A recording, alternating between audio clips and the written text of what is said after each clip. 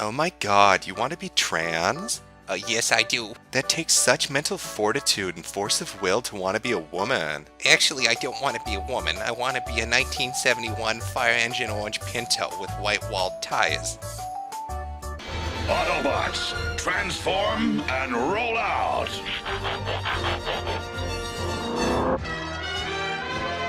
Well, it looks like episode 7 is upon us already. More than meets the eye, and I think we can learn something from our Autobot friends. Never judge a book by its cover. With 862,250 results, transformation art is pretty popular on DA. Now, if you take the time to scroll through the results, you're going to see a wide variety of content related to transformation, but what exactly is it? I mean, how would you define it within this tag on DA itself? And one of the easier ways to clear this up, when you were younger and you watched Knight Rider, if you were in the majority, you wanted to be like David Hasselhoff, whereas the people in the transformation tag, they wanted to be Kit. After all, why simply sexually identify as an attack helicopter when you can actually be a fucking Apache? So let's delve deep into this. Let's take a look around the community and enjoy this fantastic artwork that surely awaits us. I'm sure it's going to be high quality and totally not balls to the wall insane. Get Tubed by Don Pretzi. So I had this dream, half awake the other night, where me and other people were turning into inflatable tubes of ourselves with these silly happy grins.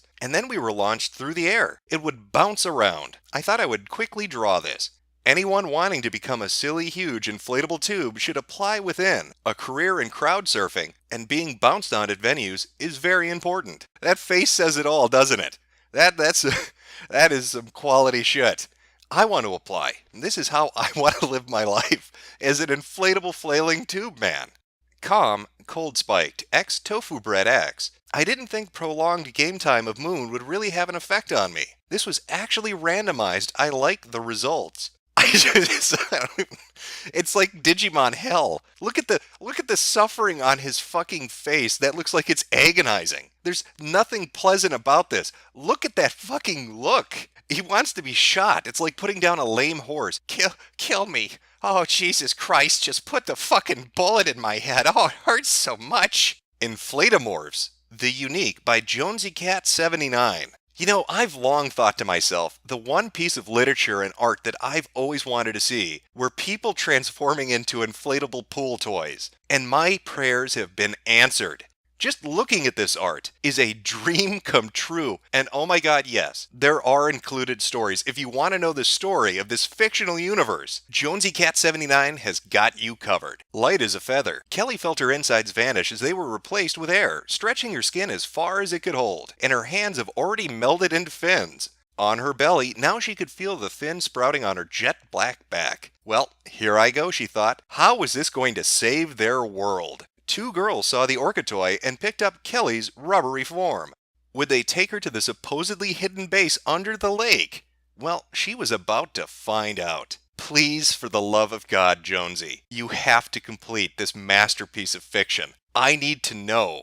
I have to fucking know if those little girls brought Kelly, the inflatable orca, to their hidden lake base to save the world from the threats that are out there. I'm not sure who the supervillain in this universe would be, but I want to see her conquer him with her inflated fury. Orca Girl, as I'm calling Kelly now. Orca Girl is the superhero that Deviant art desperately needs. Now, Kelly's not the only one who likes to put a little bit of story into their artwork, such as Happy Accident by Altered Zangi, a Raptor TF comic from my buddy Shrapnel. Everything seems to be fine, just a guy out for a drive. Oh, looks like we had a little bit of an accident. I better pull over. I'm feeling a bit strange. Not sure where this mystery novel is headed. Hey, wait a minute. Is this that tetanus I've heard about? Boy, maybe I should have gotten vaccinated for that. I didn't realize it gave you giant orange claws. He sure, yeah, I'd be freaking out about that too a little bit.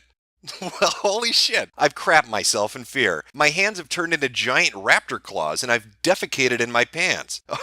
He seems to be taking it really well. You know, if I were in this position, I don't know if I'd have a giant heart symbol above my head and a look of euphoria on my face as a 14-foot tail sprang out of my ass. Hey, this happens to everybody. You go for a drive, get a little scratch on your hand, crash your car on the side of the road, grow a 14-foot tail, couple of raptor claws for hands and feet, nothing to freak out about.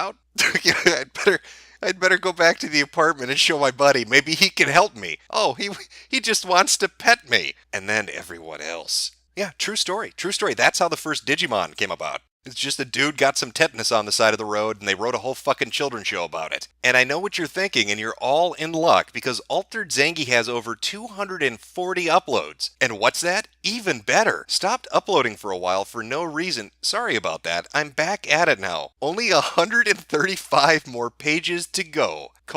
P. That is a total of nearly 400 pieces of amazing story-driven artwork dealing with men turning into raptors. It's like a celebration. Happy fucking birthday. Growing Cube Collection by Hell Resident Inful 18. Warning. Cartoonishly deformed, cubed and compressed girls. Body transformation morph. I bet you'd look so hot. Cubed and compressed is a decoration for my living room, along with my other items there. You patted your hand on the edge of the table in front of you, while staring right into Sonia's eyes with a grin. Oh yeah? And how exactly are you going to do that, you wise guy? Sonia, who was dressed in nothing but golden lingerie, talked back in annoyance, placing her hands nervously on her waist, while her left feet started tapping the floor. Well, here's how, you yelled, when with a sudden move, you suddenly pulled the large red curtain by your desk, revealing a large piece of machinery that looked like a trash compactor, but way more fancy. It's like my Minecraft fetish has come to life, and it's sitting in my living room in cubed form. I could build a whole house of hot hose out of that bitch. It's like sexual Legos. How can you not love this? There's even one with a little hat. There's just a little cube girl with a little fucking hat on her head, getting kicked out the window. I don't even know what the fuck is going on here. We're so past, I don't really understand it, but I appreciate the artistic vision of it. Commission for Palmenio X, The Transformation by Zobstance. Oh, hey there, little kid. You wanna come right on the horsey's back? I just wanna nibble on your face a little bit. Just come closer. Come closer to Mr. Horsey. I just want to eat your flesh a little bit. Don't you want to ride the pony, little boy? Come a little closer. Yeah, rub that mustard on your face. Yeah, come over here. Just, everything's fine. Nothing bad's gonna happen. I just want a little nibble. What fucking nightmare fuel shit is this? You know, I'm noticing a little bit of a trend in some of the art. There's some dark fucking undertones. I don't know if that's intentional or not, but there's some really creepy shit kind of interspersed with the other transformation art. You've got like the inflatable people and the cubed people, but then you get into some stuff that's really just pure nightmare fuel. It's like a creepypasta come to life. I'm talking hellscape kind of shit. Let me show you what I'm talking about. Just take a look at some of these amazing pictures, and I want you to imagine dark carnival music playing in the background. Just imagine that music playing as this thing is walking around your fucking house. You can hear its footfalls, its giant kangaroo-assed footfalls, as this living snowman shambles its way up to your room with a butcher knife held in its mouth. It's pictures like this that make me think furries don't really know what they're asking for. Because this would be the reality. It's not the cute, fluffy anime yarn costume that you made. It's this shit. This is what's going to be looking you in the face as it mounts you in your darkest, deepest fucking nightmare. But it doesn't even end there. That's why I think they're maybe not aware of how fucking horrific this shit is. I'm going to read you this description, then I want you to take a look at the picture and tell me if it matches. Les Femmes Fatales, page 3 of 5, by White Flame K. An orca whale transformation sequence done for the fantastic artist Griff, whose work inspires most of my visual art. His page can be found here. This comic explores the more erotic side of transformation artwork. Keyword there. Erotic. Take a look at the following and tell me if this gives you a boner or makes you want to call 911. If I saw this fucking thing crawling its way across the floor of my room at 2 in the goddamn morning, I would jump out a fucking window. I would be screaming for the neighbors to call a priest to perform a goddamn exorcism. Just take a look at some of this artwork and just tell me this doesn't strike you as mentally fucking scarring. If you were to make a children's book out of this, you would give birth to a new generation of serial killers. Every piece of it is so remarkably twisted, and I just don't understand how they're unaware of that. Now, I will say, I do think some of them are slightly aware, such as Hyperjet, Female into Car, TF Animation. A woman explores an empty garage and becomes the victim of a mysterious transformation machine in this fantasy horror animation short. This was produced as a result of Transformia promotion of 2011, and it has a YouTube link. That's right, this is a YouTube video. I'm going to play some of this for you, because this guy totally gets it.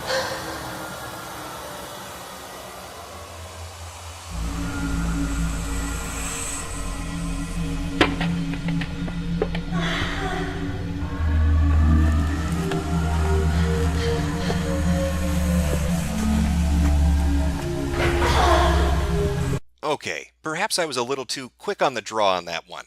It's not so much they get it as they get off to it, at least judging from the voice acting.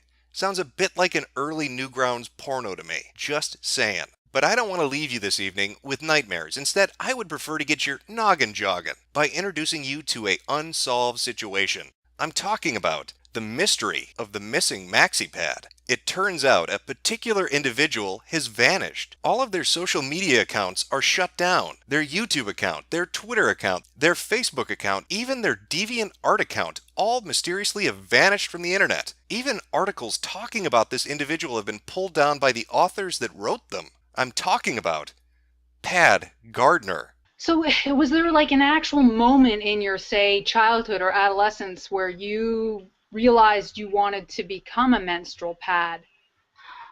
When I was 10 years old. That's right, Pad Gardner, the man that wants to live as a pink disposable feminine pad. Where has he gone to? What has happened to good old Pad Gardner? About me, I am a guy that is becoming a pink disposable feminine pad, and later on I will be pressed against a soft vulva for a woman's period. I'm looking for more open-minded friends who are comfortable about this fate for me.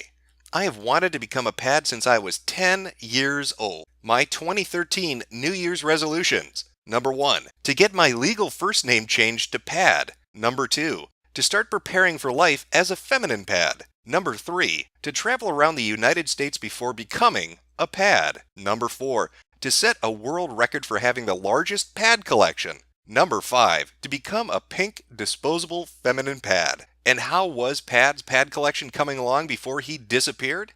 How many pads do you have at home? 1,407 pads. 1,407 pads. That is dedication. Now, the bits and pieces of information I've been able to gather surrounding this mystery all come from archived screenshots. All of his accounts are gone, so we only have a handful of information to go on as to his whereabouts and the ultimate fate of the man that wanted to be a MaxiPad. In fact, one of the last things I could find regarding him was this ravishly article, The Problem with Human MaxiPad, Pad Gardner, in which we might have a possible lead on what happened to him. Not so surprisingly, Gardner has been on the receiving end of equal extremism. He claims he received threats from men's rights activists in which they demanded that Gardner stop using the men's restroom, or else. Gardner's Facebook page reports, "Today I went to my math class at the college, and upon leaving class I was being followed around by 2 guys. After leaving the college, they continued to follow me downtown as I walked. I realized I was being followed and hid inside a bathroom downtown. They came into the bathroom and jumped me. They said I didn't belong in the men's room.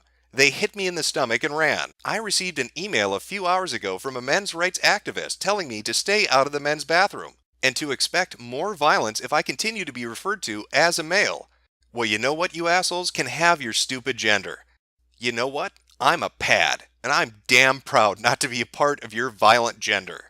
Well, it appears as if Mr. Gardner, our friend the MaxiPad, might have been beaten to death by men's rights activists for daring to use a urinal. Those goddamn MRAs are always beating up people who identify as feminine hygiene products. Now, I've looked into this as much as I can. I don't know what happened to this individual. Maybe he was reincarnated.